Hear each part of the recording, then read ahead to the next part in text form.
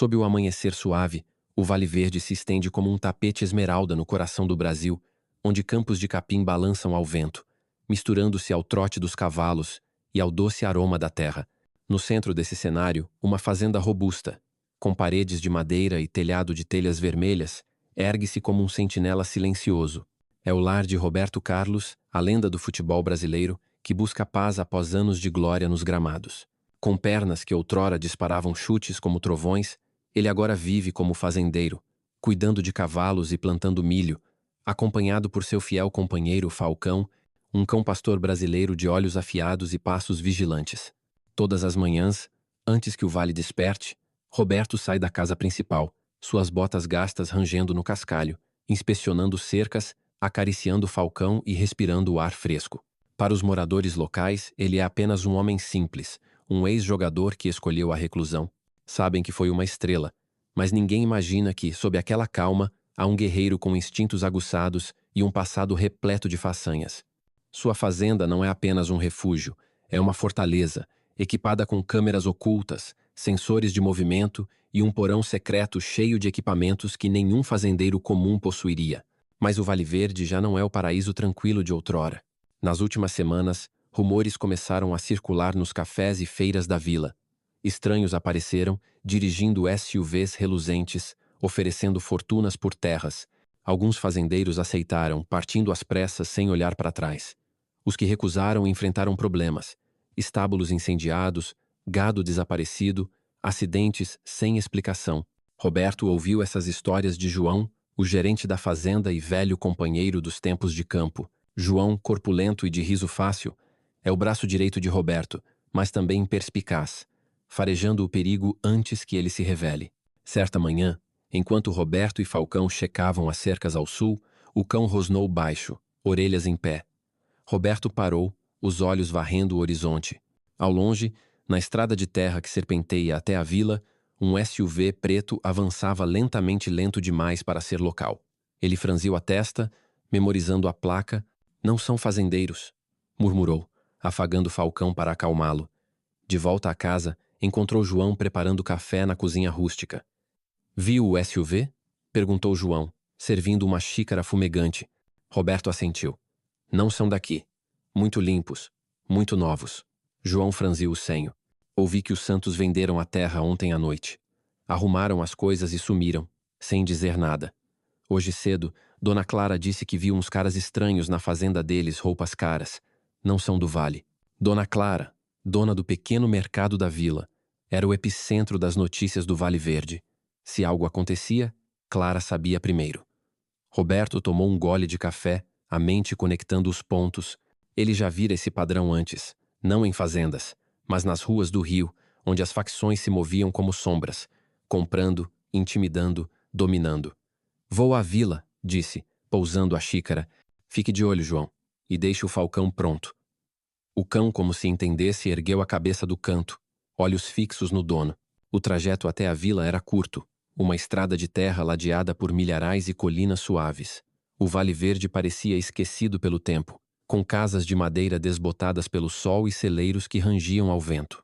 Mas sob aquela calma, uma tempestade se formava. Roberto sentia isso no jeito que os fazendeiros desviavam o olhar, nos sussurros que silenciavam quando ele entrava no mercado de Dona Clara. O lugar estava cheio aquela manhã, com um aroma de café torrado e pão fresco enchendo o ar. Dona Clara, atrás do balcão, limpava copos com uma energia que traía seu nervosismo. Roberto a cumprimentou com um sorriso familiar. "O de sempre", disse, sentando-se num banco. Clara preparou um prato de feijoada, mas seus olhos vagavam pelos outros clientes fazendeiros locais, alguns trabalhadores de passagem e dois homens estranhos. Vestiam roupas casuais, mas as botas eram impecáveis, os movimentos calculados. Clara se inclinou, baixando a voz. "Aqueles dois chegaram ontem à noite perguntando por terras à venda. Mas não são investidores. Um deles tinha uma tatuagem no pulso do tipo que os traficantes usam." Roberto não respondeu, mas seus olhos cruzaram os dela, num entendimento tácito. Clara não era só feirante, era os olhos e ouvidos do vale, criada na fronteira e capaz de farejar o perigo. "Quão ruim está a Clara?" perguntou, mantendo a voz baixa. Ela suspirou, esfregando o balcão já brilhante. "Ruim." Os Lima se foram na semana passada depois que o poço deles foi envenenado. Os Costa recusaram uma oferta e os tratores deles amanheceram destruídos. E agora os Santos. Roberto assentiu, o rosto impassível, mas a mente funcionando como nos tempos em que lia o jogo no campo. Ele enfrentara defesas impenetráveis, adversários mais rápidos, mais fortes. Sempre venceu, não só com as pernas, mas com a cabeça antecipando, transformando as forças do inimigo em fraquezas. De volta à fazenda, encontrou João inspecionando as cercas do estábulo, Falcão correndo ao lado, farejando o ar. Algo está errado, disse João, apontando pegadas frescas na terra. Não são botas de fazendeiro. Alguém esteve aqui ontem à noite, perto do celeiro. Roberto se agachou, examinando as marcas fundas com solado tático, não as solas gastas de um trabalhador. Estão espionando, murmurou. Querem saber com quem estão lidando. João o olhou, sério. Chamo o Léo. Léo era um jovem hacker, fã de Roberto desde os tempos de jogador. Agora um gênio da tecnologia em quem Roberto confiava para situações especiais. Ainda não, respondeu. Primeiro precisamos saber quantos são, o que sabem. Naquela tarde, um sedã preto parou na entrada da fazenda. 2 homens desceram. Um alto de terno, destoando na poeira do vale. O outro, mais baixo, com camisa de trabalho, mas mãos limpas demais, olhos alertas demais. Roberto os recebeu na porteira, Falcão rosnando baixo ao seu lado. Senhor Carlos, disse o de terno, estendendo a mão com um sorriso ensaiado. Sou Eduardo Lima, represento investidores interessados em propriedades no Vale. Sua fazenda, digamos que tem atrativos únicos. Queremos comprá-la 3 milhões de reais, em dinheiro. Roberto apertou a mão, sentindo a pressão calculada, uma tentativa de afirmar domínio. Não está à venda, respondeu, a voz calma, mas firme. Lima sorriu, mas os olhos endureceram. Uma pena. O vale está mudando, Sr. Carlos. Ficar para trás pode ser arriscado. Roberto se encostou na cerca, fingindo relaxamento, mas catalogando cada detalhe. O volume sob a jaqueta do segundo homem, o fone quase invisível em seu ouvido, o SUV com o motor ligado. Vou pensar, disse, o tom afiado como uma faca. Eles partiram, mas o segundo homem lançou um olhar ao celeiro, como se mapeasse o terreno. Quando sumiram, Roberto assoviou para Falcão e foi ao celeiro. Sob uma pilha de ferramentas e sacos de ração, abriu uma escotilha escondida. Dentro, um porão que nenhum fazendeiro teria. Prateleiras com rádios militares, pistolas, equipamentos táticos não paranoia, mas preparação. Roberto aprendera há muito que a paz é frágil, e homens como ele nunca podem baixar a guarda. Naquela noite reuniu-se com João na cozinha. Chame o Léo, disse por fim. Diga para trazer os brinquedos. E contate Ana e Tiago. Isso não é uma negociação, é guerra. João assentiu, pegando um telefone via satélite de uma gaveta. Roberto saiu para a varanda, Falcão ao lado, encarando o vale envolto em escuridão. Os homens de hoje pensavam que enfrentavam um ex-jogador aposentado. Estavam prestes a descobrir seu erro. Roberto Carlos não era apenas uma estrela do futebol. Era um lutador, e o Vale Verde era seu campo. Ninguém, nem mesmo a facção mais poderosa, tomaria isso sem pagar um preço alto. Na vila, Dona Clara fechou o mercado mais cedo, algo raro. Encontrou-se com Mariana, uma jovem agrônoma que emergira como líder silenciosa do vale. Mariana era esperta, com uma mente tão afiada quanto a de um estrategista. Roberto sabe o que vem por aí, disse Clara, servindo café na cozinha. Mas não pode fazer isso sozinho. Mariana assentiu, desdobrando um mapa do vale sobre a mesa. Ele não está sozinho. O vale somos nós, todos nós. Se a facção quer essa terra, terá que passar por todos. Clara sorriu, uma faísca de determinação nos olhos. Então vamos começar. Enquanto isso, num galpão nos arredores do vale, Eduardo Lima reportava ao chefe Serpente, um homem de olhos frios como os de uma cobra. A luz fraca iluminava o rosto de Serpente, sua voz carregada de desprezo. Um jogador de futebol? Só isso? Lima assentiu, mas uma sombra de dúvida cruzou seu rosto. Tem algo nele, chefe. Não parece um fazendeiro. Serpente riu, um som seco e sem humor. Então vamos quebrá-lo, como todos os outros. Ninguém neste vale pode nos parar. Mas na escuridão do Vale Verde, Roberto estava na varanda, olhando as estrelas. Ele enfrentara defesas impossíveis, adversários que pareciam invencíveis. Todos caíram. A facção estava prestes a aprender a mesma lição, da forma mais dura, porque Roberto não era apenas um jogador, era um guardião, E esta fazenda, este vale, era seu lar. A noite no Vale Verde era um manto de silêncio, quebrado apenas pelo canto dos grilos e o sussurro do vento nos milharais. Mas, sob aquela calma aparente, uma tempestade se formava. No porão secreto, sob o celeiro, Roberto sentava diante de um mapa detalhado do vale, os dedos traçando caminhos e pontos estratégicos. Falcão, alerta, deitava a seus pés. João, com uma lanterna, checava o inventário de equipamentos táticos. Pistolas, granadas de fumaça, drones compactos, tudo meticulosamente organizado. Léo está a caminho, anunciou João fechando uma maleta. Disse que trará Ana e Tiago. Chegam ao amanhecer. Roberto assentiu, olhos fixos no mapa. Léo, Ana e Tiago eram sua equipe de confiança. Léo, um hacker genial que idolatrou Roberto desde jovem. Ana, uma atiradora de elite, ex-militar com precisão lendária. Tiago, um ex-segurança robusto, leal até o fim. Juntos, enfrentaram o impossível antes. Uma facção, por mais poderosa, não seria diferente. Quão grave é isso? Perguntou João, a voz baixa, mas firme. Roberto recostou-se, a mente funcionando como nos tempos de campo, analisando o adversário, buscando fraquezas. Pior do que a vila sabe, esses não são bandidos comuns. São organizados, financiados, com um plano. Querem o vale inteiro, não só minha fazenda. Usarão as propriedades como rotas de tráfico, armazéns disfarçados de silos. É um movimento estratégico. João franziu a testa. Por que a sua fazenda? Há outras maiores, mais perto da estrada principal. Roberto apontou um ponto no mapa, onde sua propriedade se erguia numa elevação natural. Controla o acesso principal ao vale. Daqui você vê qualquer veículo entrando ou saindo. Qualquer movimento nas estradas secundárias. É um gargalo. Se querem o vale, precisam deste lugar. Antes que João pudesse responder, um zumbido suave interrompeu o silêncio. O sistema de segurança de Roberto, uma rede de câmeras ocultas e sensores instalada quando comprou a fazenda. Numa tela, um lampejo de movimento, 3 figuras avançando furtivamente pelo perímetro norte, suas silhuetas mal visíveis ao luar. Espiões, murmurou Roberto, ajustando o zoom. Os homens usavam equipamento tático leve, movendo-se com a precisão de soldados treinados. Não eram os capangas habituais da facção. Eram profissionais. Querem saber com quem estão lidando, disse.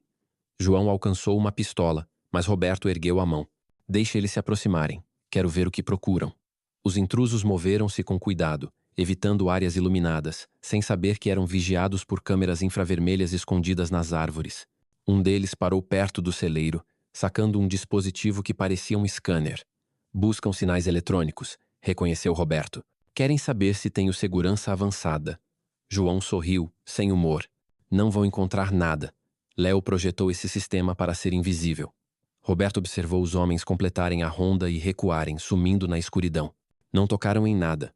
Não deixaram marcas óbvias, mas sua presença confirmava o que ele suspeitava. A facção estava intensificando o jogo.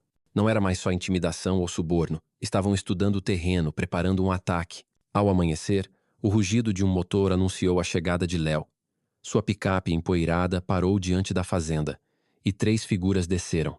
Léo, carregando uma mochila cheia de gadgets, parecia mais um universitário que um hacker de elite. Ana, com um fuzil embainhado no ombro, movia-se com a graça de um felino, os olhos escaneando o entorno. Tiago, imponente e silencioso, avaliava tudo com um olhar treinado. Roberto, cumprimentou Léo, apertando sua mão com força. Pensei que tinha se aposentado de verdade. Roberto sorriu, uma centelha de seu velho euboleiro brilhando nos olhos. Tentei, mas os problemas me acham. Ana se aproximou, acariciando Falcão, que a saudou com um abano de rabo. Quão sério é? Perguntou, direta como sempre. Roberto os levou ao porão, onde explicou a situação. Fazendas vendidas sob pressão. Acidentes que não eram acidentes. A visita de Eduardo Lima. Léo conectou seu laptop ao sistema de Roberto, os dedos voando no teclado. Já tenho algo, disse após minutos. Interceptações de comunicações locais. Usam frequências criptografadas, mas não tão boas. Mencionam um tal Serpente, parece o chefe. Tiago grunhiu. Serpente. Ex-oficial. Desertou para a facção. Inteligente. Cruel. Não comete erros. Se ele está por trás, não vai parar até ter o vale. Ana franziu o senho. Então por que não o tiramos agora? Um tiro limpo. Acabou. Roberto negou com a cabeça. Não é tão simples. Serpente é só a ponta. Há mais por trás: dinheiro, contatos, talvez proteção de cima. Se o matarmos, outro toma o lugar e vem com mais força. Precisamos desmantelar a operação, não só cortar a cabeça. Léo ergueu os olhos da tela. Tem um mapa dos movimentos deles. Compram propriedades num padrão, cercando o vale, cortando rotas de fuga. Sua fazenda é o último elo que precisam. Roberto assentiu, a mente já traçando um plano. Então vamos dar algo que não esperam. João, prepare o celeiro. Quero armadilhas, nas entradas principais, granadas de fumaça, sensores. Ana, preciso de olhos nas colinas. Léo, invada as comunicações deles. Quero saber cada passo. Tiago o olhou, um meio sorriso no rosto. Como nos velhos tempos, né? Melhor, respondeu Roberto. Dessa vez jogamos no meu campo. Enquanto a equipe se mobilizava, Roberto foi à vila para se reunir com Dona Clara e Mariana. O mercado estava mais quieto que o normal, os rumores mantendo os clientes em casa. Clara os recebeu com café, mas seu rosto estava tenso. Ontem à noite queimaram o estábulo dos Ferreira, disse, a voz tremendo de raiva. Ninguém se machucou, mas a mensagem foi clara. Venda ou sofra. Mariana, sentada ao lado, abriu um caderno cheio de anotações e mapas. Falei com os fazendeiros. Alguns estão assustados, mas outros querem lutar não com armas, mas com informação. Sabemos quem entra, quem sai, que carros usam. Roberto a olhou, impressionado com sua determinação. Ela não era soldado, mas tinha instinto de estrategista. É exatamente o que precisamos, disse. Olhos em todos os cantos. Quero cada veículo, cada estranho reportado, mas deve parecer natural. Ninguém pode suspeitar que estamos organizados. Clara assentiu. Já tem um sistema. Os mecânicos, os entregadores, até as crianças de bicicleta, todos sabem o que procurar. Roberto entregou um número de telefone via satélite. Usem isso só em emergência. Mariana, mantenha os fazendeiros calmos. Se a facção desconfiar que estamos coordenados, vão mudar de tática. De volta à fazenda, a equipe trabalhava a todo vapor. Ana montou um posto de observação numa colina, o fuzil com mira telescópica cobrindo as entradas principais. Léo hackeou as comunicações da facção, interceptando ordens e movimentos. Estão planejando algo grande, informou, olhos grudados na tela. Falam em mensagem pro vale. Acho que atacam logo, talvez hoje à noite. Roberto se levantou, revisando seu equipamento. Colete tático, faca de combate, pistolas guardadas desde seus dias mais sombrios. Que venham, disse a voz calma, mas carregada de determinação. Vamos dar uma recepção que nunca esquecerão. Ao anoitecer, os primeiros sinais do ataque vieram. Os sensores detectaram o movimento 5 SUVs aproximando-se do sul, em formação. Ana, de sua posição, confirmou. São eles, 20 homens, armados até os dentes. Parecem mercenários, não os bandidos comuns. Roberto ativou o rádio. Tiago, flanco leste com João. Léo, bloqueie as comunicações deles. Ana, olhos nos líderes. Ninguém atira até minha ordem. A fazenda parecia deserta, luzes apagadas, portas trancadas, mas era uma fortaleza, com armadilhas projetadas para desorientar e neutralizar sem matar. Roberto não queria um massacre, queria enviar uma mensagem. Os mercenários avançaram confiantes, pensando que atacavam um fazendeiro desprevenido, mas, quando o primeiro SUV cruzou o perímetro, uma série de explosões não letais detonou, enchendo o ar de fumaça e luz cegante. Agora, ordenou Roberto. Ana disparou da colina, estourando pneus e desarmando armas. Tiago e João atacaram dos flancos, usando granadas de atordoamento para desorientar. Em menos de 3 minutos, metade dos mercenários estava no chão, desarmada e confusa. O líder, um homem de rosto marcado, gritava ordens em espanhol, tentando reagrupar. Mas Roberto surgiu das sombras, movendo-se com a precisão de um craque driblando a defesa. Um chute rápido, como os de suas cobranças de falta, derrubou o líder, inconsciente antes que pudesse sacar a arma. Amarrem eles, ordenou, enquanto Falcão rosnava, mantendo os prisioneiros acuados. Quando a fumaça dissipou, 18 mercenários estavam presos, seus veículos inutilizados. Léo hackeou o rádio deles, enviando uma mensagem falsa ao QG da facção. Alvo neutralizado, sem resistência.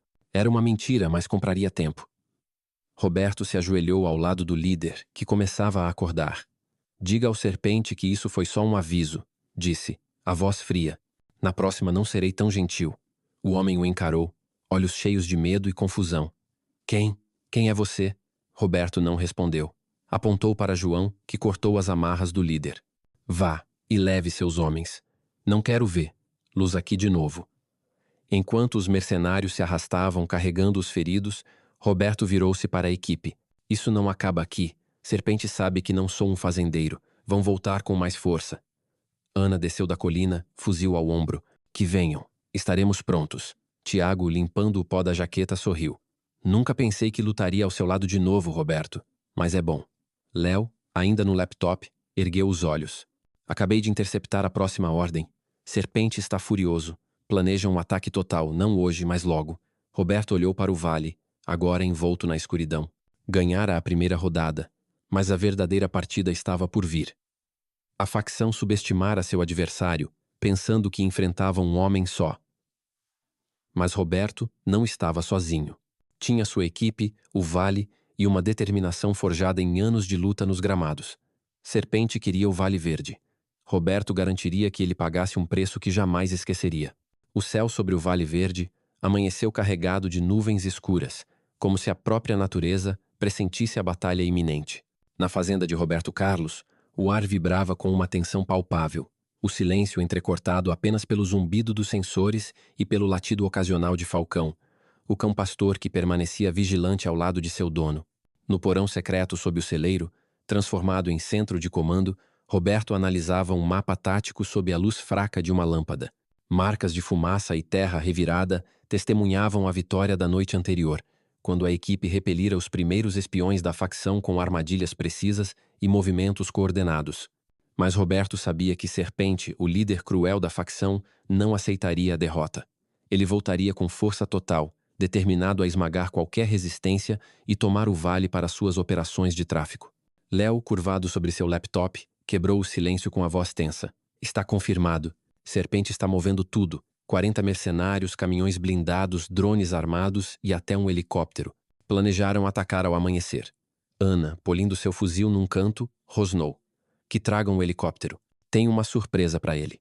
Tiago, ajustando um colete tático, deu um meio sorriso. Sempre otimista, Ana. Mas esses caras não são os capangas de ontem. São ex-militares, treinados para operações pesadas. Roberto ergueu os olhos do mapa, a voz calma, mas carregada de autoridade. Então vamos lutar como profissionais. Mas no meu campo eu faço as regras. João, organizando granadas de fumaça numa mesa, assentiu. As armadilhas estão prontas. As entradas principais têm cargas não letais. Se quiserem forçar, podemos subir o tom. Roberto balançou a cabeça. Nada de banho de sangue. Quero que vão embora. Que entendam que este vale não vale o preço em vidas. Mas, se nos encurralarem, vamos revidar. A estratégia era clara. Usar táticas assimétricas, explorar o terreno e contar com a comunidade. Dona Clara e Mariana haviam transformado os fazendeiros numa rede de inteligência invisível, monitorando cada passo da facção sem levantar suspeitas. O vale não era apenas terra, era um time. E Roberto, como o capitão que liderou o Brasil a tantas vitórias, sabia como orquestrar cada jogador. Ao anoitecer, ele dirigiu até a vila para uma última reunião com Clara e Mariana. O mercado estava fechado, as persianas baixadas, mas dentro, uma dúzia de fazendeiros se reunia ao redor de uma mesa coberta de mapas rabiscados. Mariana tomou a palavra, a voz firme. Mapeamos 3 rotas principais que a facção usará para entrar. Podemos bloqueá-las com tratores, fingindo manutenção. Os mecânicos estão prontos para cortar pontes se preciso. Clara completou, servindo café com mãos que tremiam de leve.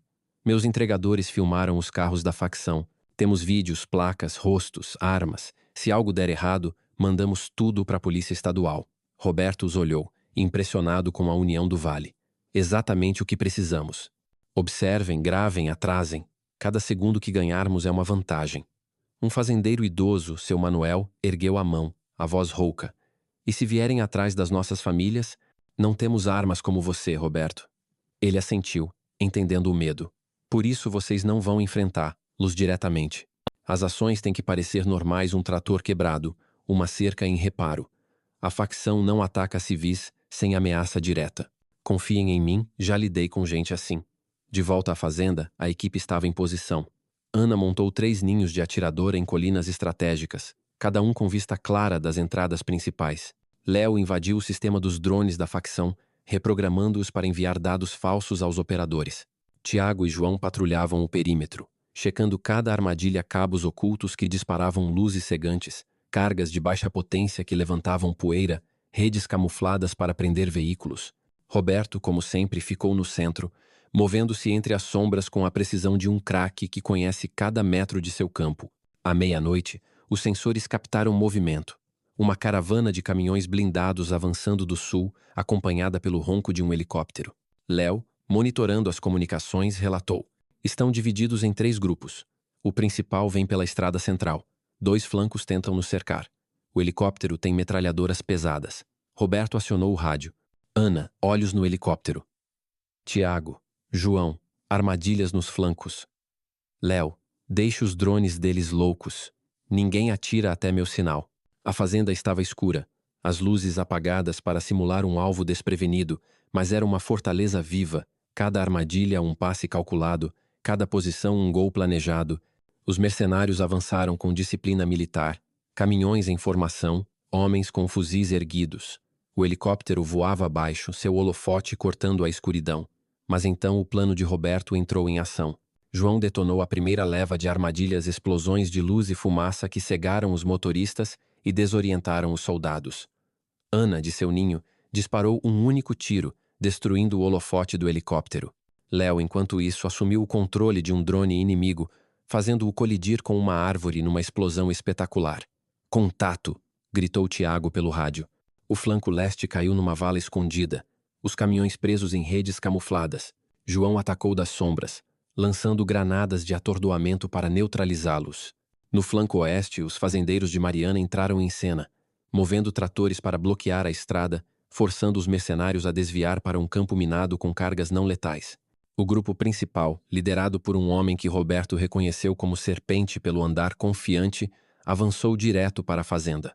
Mas Roberto estava pronto. Usando valetas e milharais como cobertura, ele se movia como um ponta-esquerda, neutralizando 2 sentinelas com chutes precisos rápidos como suas cobranças de falta antes que pudessem soar o alarme. Serpente, de dentro de um caminhão blindado, berrava ordens em espanhol. Avancem, não deixem nada de pé. Mas seus homens perdiam coesão, o caos de fumaça, explosões e bloqueios os desestabilizando. Ana disparou da colina, estourando os pneus dos caminhões principais. Tiago, no flanco leste, lançou sinalizadores que iluminaram o céu, expondo os mercenários às câmeras dos fazendeiros, que gravavam de longe. Na vila, Clara coordenava a resposta civil, enviando vídeos das armas e veículos da facção para a polícia estadual em tempo real. Mariana dirigia os fazendeiros, mantendo as estradas bloqueadas com desculpas legítimas, como reparos emergenciais. O helicóptero, agora sem holofote, tentou uma segunda passagem, suas metralhadoras disparando às cegas. Mas Ana estava preparada. Com um lançador de pulsos eletromagnéticos improvisado por Léo, ela desativou os sistemas do helicóptero, forçando-o a recuar. Bom tiro! Exclamou Léo pelo rádio. Mas Roberto não comemorou. Serpente ainda estava em campo, e seus mercenários, embora abalados, eram uma ameaça. A batalha escalou quando Serpente ordenou um ataque direto à fazenda. Os 20 mercenários restantes se reagruparam atrás dos caminhões blindados, usando granadas de fumaça para cobrir o avanço. Roberto, de uma posição elevada, observava. Estão desesperados, disse pelo rádio. Tiago, João, flanco esquerdo. Ana, mantenha a pressão de cima. Léo, bagunce os rádios deles. A equipe executou com precisão. Tiago e João atacaram o flanco, usando granadas de atordoamento e tiros certeiros para quebrar a formação. Ana neutralizou os atiradores da facção, mirando suas armas para desarmá-los. Roberto, enquanto isso, avançou pelo centro, enfrentando um grupo que tentava invadir o celeiro. A luta foi breve, mas brutal. Ele desviou de um tiro com a agilidade de quem driblava zagueiros, derrubando o primeiro homem com um chute no queixo, forte como uma bola na trave. O segundo tentou esfaqueá-lo, mas Roberto bloqueou o braço, desarmando-o com um movimento fluido e nocauteando-o com um golpe no pescoço. Quando a fumaça se dissipou, Serpente estava sozinho, cercado por seus homens caídos. Roberto emergiu das sombras, sua silhueta imponente sob a luz dos sinalizadores. Acabou, disse, a voz cortando o silêncio. Serpente, segurando uma pistola, o encarou com ódio. Você não faz ideia de com quem está mexendo. Isso é maior que você, maior que este vale. Roberto deu um passo à frente, desarmando-o com um chute rápido, tão preciso quanto suas faltas de longa distância. Talvez. Mas hoje você está no meu campo. Antes que Serpente pudesse reagir, Tiago e João o amarraram, juntando-o aos outros prisioneiros. Mas Serpente riu. Um som frio e sem alma. Acha que venceu, né? Isso não acaba comigo. Há outros maiores, mais fortes. Eles virão por você. Roberto não respondeu, mas as palavras ecoaram em sua mente. Léo, revisando documentos capturados, confirmou o temor. Encontrei comunicações. Serpente trabalhava para uma rede internacional, chamada La Sombra. Tem dinheiro russo, contatos asiáticos, até políticos corruptos no jogo. A batalha terminara, mas a guerra não. Roberto olhou para o vale, onde as luzes das fazendas começavam a se acender. Os fazendeiros, liderados por Clara e Mariana, haviam desempenhado seu papel com perfeição, garantindo que a facção não escapasse sem deixar provas. A polícia estadual estava a caminho, alertada pelos vídeos e relatórios. Mas Roberto sabia que a verdadeira ameaça ainda estava lá fora, nas sombras. Coletem tudo, ordenou a equipe. Armas, documentos, tudo. Não quero que a polícia encontre nada além do necessário. Enquanto a equipe trabalhava, Roberto saiu para a varanda, Falcão ao seu lado. O vale estava seguro, por hora, mas as palavras de Serpente ressoavam. Uma rede maior, mais perigosa, observava. Ao amanhecer, o Vale Verde parecia intocado, como se a batalha tivesse sido um sonho. A fazenda de Roberto, marcada por fumaça e cicatrizes, permanecia de pé, um símbolo de resistência. No porão, a equipe analisava os documentos capturados. Léo, com olhos vermelhos de horas sem dormir, falou: É grande, Roberto. La Sombra quer o vale como centro de tráfico no sudoeste do Brasil. Roberto assentiu. Ele enfrentara adversários formidáveis nos gramados, mas isso era diferente uma guerra contra uma máquina global. Quão perto estão de agir? Perguntou. Léo digitou rápido. Estão se reagrupando. Perder Serpente os deixou nervosos, mas já mandaram espiões. Vão tentar algo mais sutil agora, subornos, pressão legal, talvez infiltrados. Ana, recarregando o fuzil, grunhiu. Que venham. Vamos recebê-los como recebemos esses. Tiago, mais sério, balançou a cabeça. Não vai ser tão simples. Depois disso, vão nos atacar por dentro.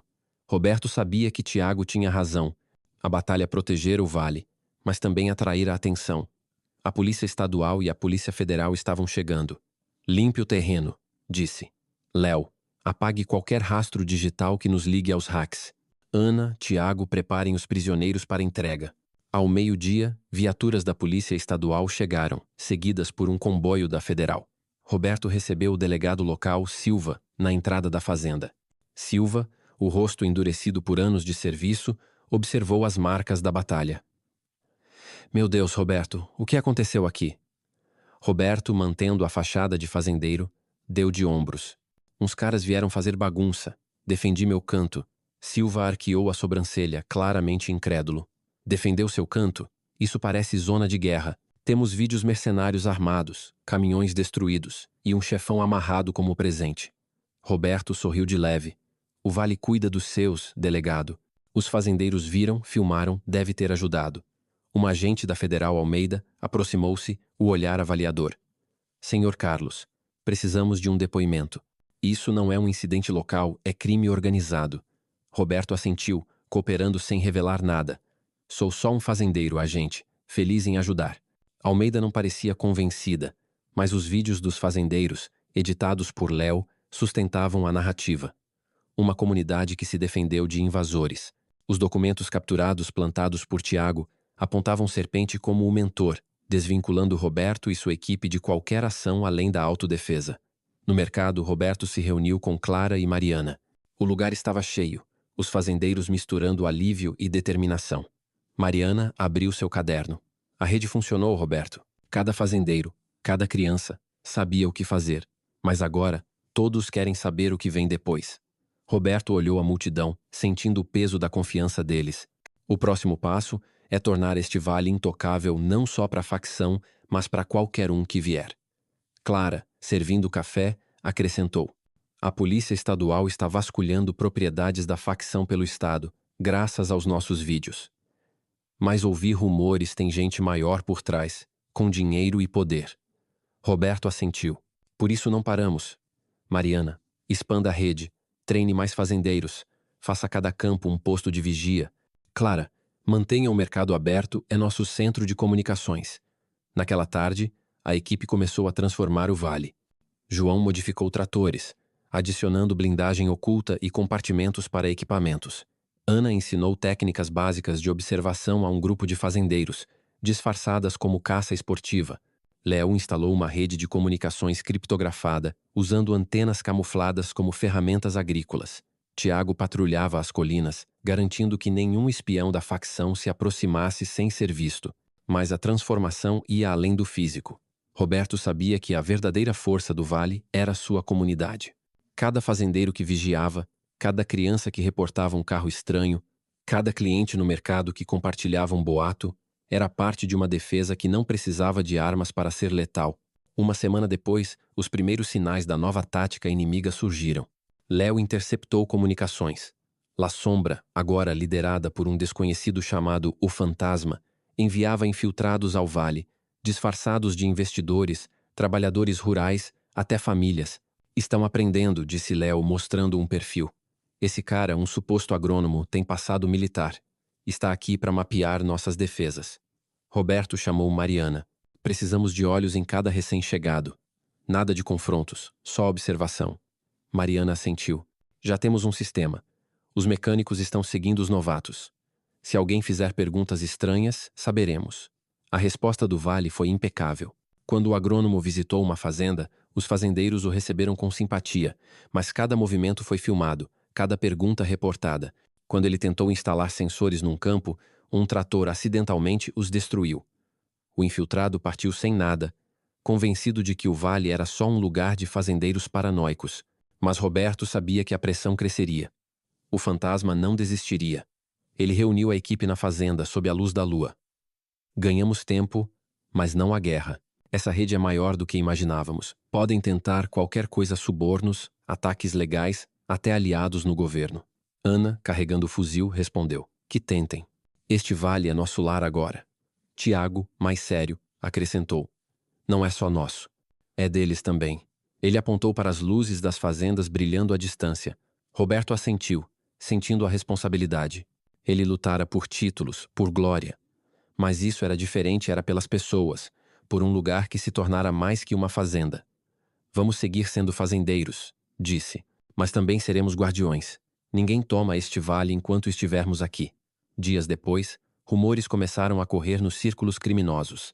Falavam de um craque das sombras, um homem que humilhara uma facção e protegera um vale contra todas as odds. As facções, temerosas de outro fracasso, passaram a evitar o Vale Verde, chamando-o de o lugar onde os fantasmas lutam. Roberto, na varanda com Falcão, chutava uma bola pelos campos ao nascer do sol, misturando sua antiga glória com seu novo papel de protetor.